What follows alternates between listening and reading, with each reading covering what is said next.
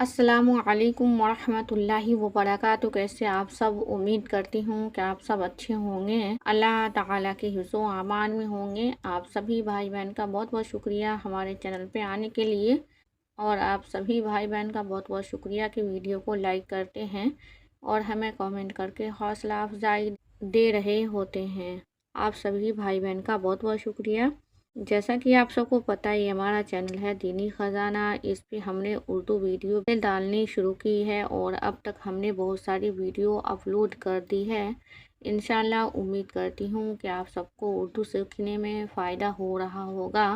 تو اب ہم پڑھ رہے ہوتے ہیں رواں، اور یہ ہماری بک ہے رسول عربی صلی اللہ علیہ وسلم، اور یہ ہمارا سبق ہے فتح مکہ۔ اور اس سے پہلے ہم نے سن 8 ہجری کا سبق پڑھا تھا۔ اگر آپ سب نے نہیں دیکھا ہے تو ضرور دیکھیں، انشاءاللہ امید کرتی ہوں کہ فائدہ ہوگا۔ پہلے تو ان سب سبقوں میں ہم نے جنگ کے بارے میں پڑھی، اور یہ ہے فتح مکہ، مطلب مکہ کی جیت ہوئی تھی۔ تو چلیے ہم اپنا سبق پڑھنا شروع کرتے ہیں۔ بسم اللہ الرحمن الرحیم۔ فتح مکہ پیچھے تذکرہ ہو چکا ہے کہ مطلب پیچھے ہم نے سبق میں پڑھا ہے کہ جب صلح حدیبیہ ہوئی تھی تو کافروں نے بہت سی ایسی شرطیں رکھی تھیں جن کو ماننے پر عام صحابہ کرام رضی اللہ عنہم کے دل راضی نہیں تھے۔ صلح حدیبیہ والی سبق میں ہم نے پڑھا تھا کہ کافروں نے بہت سی شرطیں رکھی تھی جن کو ماننے پر عام صحابہ کرام رضی اللہ عنہم راضی نہیں تھے، مگر حضور صلی اللہ علیہ وسلم کے حکم کی تعمیل میں مسلمانوں نے ان شرطوں کو منظور کر کے صلح کر لی تھی۔ صحابہ کرام رضی اللہ عنہم کو تو شرطیں منظور نہیں تھی، مگر حضور صلی اللہ علیہ وسلم نے مان لیا تھا، تو حضور صلی اللہ علیہ وسلم کے حکم کی یہ مسلمان لوگ تعمیل کیے اور ان شرطوں کو بھی منظور کر کے صلح کر لی تھی۔ ان میں سے ایک شرط یہ بھی تھی کہ نہ تم ہمارے آدمیوں کو ستانا اور نہ ہم تمہارے آدمیوں کو کچھ کہیں گے۔ تو ان میں ایک شرط یہ بھی تھی کہ تم ہمارے آدمیوں کو نہیں ستانا اور نہ ہی ہم تمہارے آدمیوں کو کچھ کہیں گے، مگر دشمن کے ساتھ چاہے جتنی بھی صلح کرو وہ ہمیشہ دشمنی میں لگا رہتا ہے۔ تو دشمن لوگوں کے ساتھ جتنی بھی صلح کر لیا جائے وہ دشمنی ہی لگاتار کرتے رہتے ہیں۔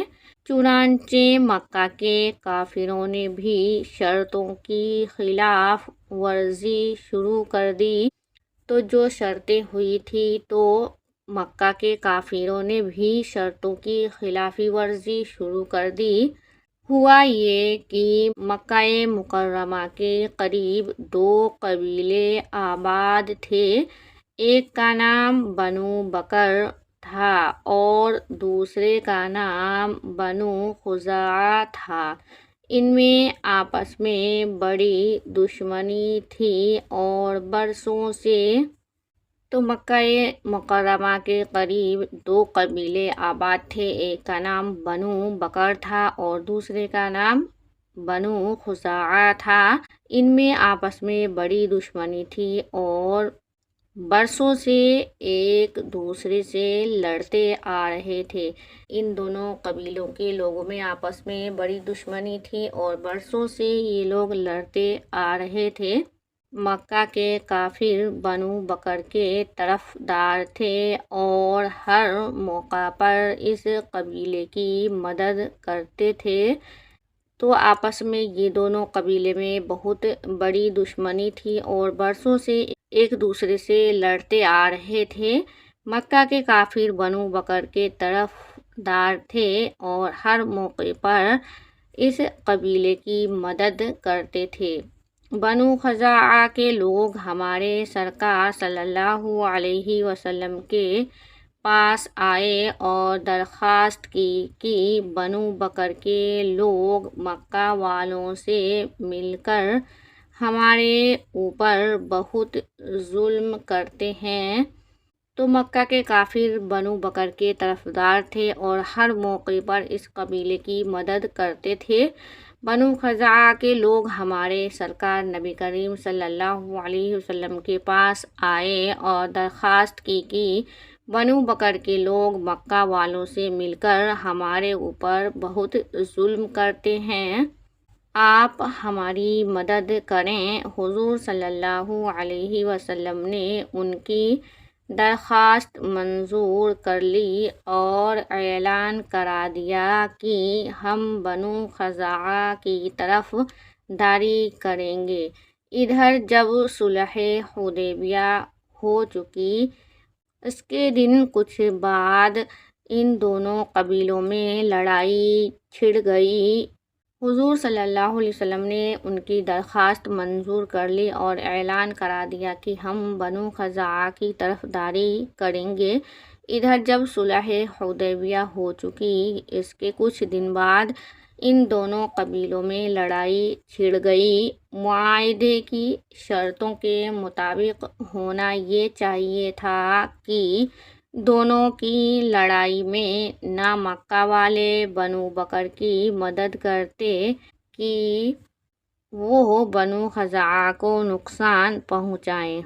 जो हुई थी उन शर्तों के मुताबिक होना ये चाहिए था कि दोनों की लड़ाई में ना मक्का वाले बनु बकर की मदद करते कि वह बनु खज़ा को नुकसान पहुंचाएं और ना मुसलमान बनु खज़ा को ताकत पहुंचाते कि वो बनु बकर को तबाह करें।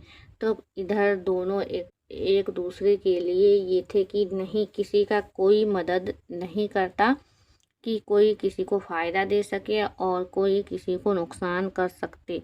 ऐसा मदद दोनों तरफ से नहीं करना था। मगर इसके बरखिलाफ मक्का के काफिरों ने बनु बकर की तरफ होकर बनु खज़ा पर बहुत जुल्म किए। तो वो मुआहदे जो थे वो मुआहदे की शर्तों को नहीं माना, मगर इसके बरखिलाफ मक्का के काफिरों ने बनु बकर की तरफ होकर बनु खज़ा पर बहुत जुल्म किए, उनको कत्ल किया और तबाह कर डाला। बनु खज़ा के लोग तबाह व बर्बाद होकर, तो जब उन लोगों ने बनु बकर की तरफ होकर बनु खज़ा पर बहुत जुल्म किए, उनको कत्ल किया और तबाह कर डाला, बनु खज़ा के लोग तबाह व बर्बाद हो गए। हुजूर सल्लल्लाहु अलैहि वसल्लम के पास मदद के लिए हाजिर हुए। हुजूर सल्लल्लाहु अलैहि वसल्लम ने फरमाया कि अहले मक्का ने सुलह की खिलाफ वर्जी की है, इसलिए हम तुम्हारी मदद करेंगे। तो हुजूर सल्लल्लाहु अलैहि वसल्लम के पास मदद के लिए आए तो हुजूर सल्लल्लाहु अलैहि वसल्लम ने फरमाया कि अहले मक्का के लोग सुलह के खिलाफ वर्जी की है, इसलिए हम तुम्हारी मदद करेंगे। आप सल्लल्लाहु अलैहि वसल्लम ने ऐलान करवा दिया कि सारे मुसलमान जंग की तैयारी करें, मगर ये नहीं बतलाया कि कहाँ और किससे जंग होगी। तो हुजूर सल्लल्लाहु अलैहि वसल्लम ने ऐलान करा दिया कि सारे मुसलमान जंग की तैयारी करें, मगर ये नहीं बताया कि जंग किससे होनी है और कहाँ होनी है। मक्का वालों को जब हुजूर सल्लल्लाहु अलैहि वसल्लम के ऐलान और मुसलमानों की तैयारियों का पता चला तो वो समझ गए कि हो न हो ये लड़ाई हमारे ही खिलाफ होगी। मक्का वालों को जब हुजूर सल्लल्लाहु अलैहि वसल्लम के ऐलान और मुसलमानों की तैयारियों का पता चला तो वो लोग समझ गए कि हो न हो ये लड़ाई हमारे ही खिलाफ होगी।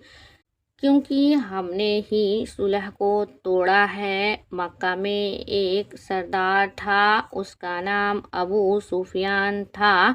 اس نے مسلمانوں پر بڑے بڑے ظلم کیے تھے۔ وہ سب سے زیادہ خوف زدہ ہوا اور بھاگا بھاگا مدینہ طیبہ پہنچا۔ تو وہ لوگ یہ سمجھ گئے تھے کہ ہو نہ ہو یہ لڑائی ہمارے ہی خلاف ہوگی، کیونکہ ہم نے صلح کو توڑا ہے۔ مکہ میں ایک سردار تھا جس کا نام ابو سفیان تھا۔ اس نے مسلمانوں پر بڑے بڑے ظلم کیے تھے۔ وہ سب سے زیادہ خوف زدہ ہوا اور بھاگا بھاگا مدینہ طیبہ پہنچا۔ حضور صلی اللہ علیہ وسلم کی خدمت میں حاضر ہو کر عرض کی کہ آپ مکہ پر چڑھائی کریں تو مجھے پناہ دیں اور معاف کر دیں۔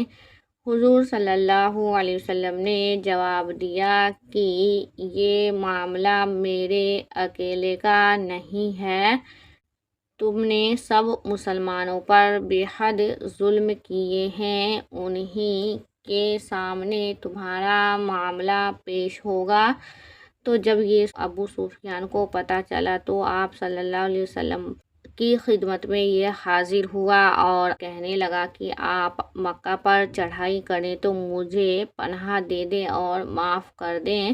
حضور صلی اللہ علیہ وسلم نے فرمایا کہ یہ معاملہ میرے اکیلے کا نہیں ہے، تم نے سب مسلمانوں پر بے حد ظلم کیے ہیں اور انہی کے سامنے تمہارا معاملہ پیش ہوگا۔ اس کے بعد آپ صلی اللہ علیہ وسلم نے مسلمانوں کی فوج کوچ کا حکم دے دیا۔ مسلمان فوجوں کی پیش قدمی کی خبریں سارے عرب میں پھیل گئی تھیں، اس لیے راستے میں بہت سے لوگ اور جماعتیں آ کر اسلام اور فوج میں شریک ہوتی رہیں۔ تو یہ ابو سفیان کو آپ صلی اللہ علیہ وسلم نے کہا کہ یہ معاملہ تمہارا پیش ہوگا، مطلب سب مسلمانوں کے سامنے۔ اس کے بعد آپ صلی اللہ علیہ وسلم نے مسلمانوں کی فوج کو کوچ کا حکم دے دیا۔ مسلمان فوجوں کی پیش قدمی کی خبریں سارے عرب میں پھیل گئی تھیں، اس لیے راستے میں بہت سے لوگ اور جماعتیں آ کر اسلام لاتی اور فوج میں شریک ہوتی رہیں۔ اور کوچ کہتے ہیں روانگی کو، مطلب مسلمانوں کی فوج کو جانے کا حکم دیا۔ حضور صلی اللہ علیہ وسلم کے چچا حضرت عباس رضی اللہ عنہ اور چچا زاد بھائی ابو سفیان ابن حارث رضی اللہ عنہ بھی اسی وقت مسلمان ہوئے تھے۔ تو حضور صلی اللہ علیہ وسلم کے چچا حضرت عباس رضی اللہ عنہ اور ان کے چچا زاد بھائی اور ابو سفیان ابن حارث رضی اللہ عنہ بھی اسی وقت مسلمان ہوئے تھے۔ اور انشاءاللہ امید کرتی ہوں کہ آپ سبھی کو ویڈیو اچھی لگی ہو، تو آپ سب لائک کمنٹ شیئر ضرور کیا کریں، کمنٹ بھی کر کے ہمیں حوصلہ افزائی دے دیا کریں۔ ملتے ہیں ہم آپ سبھی سے انشاءاللہ اگلی ویڈیو میں۔ آپ سب اپنا خیال رکھیں۔ اللہ حافظ۔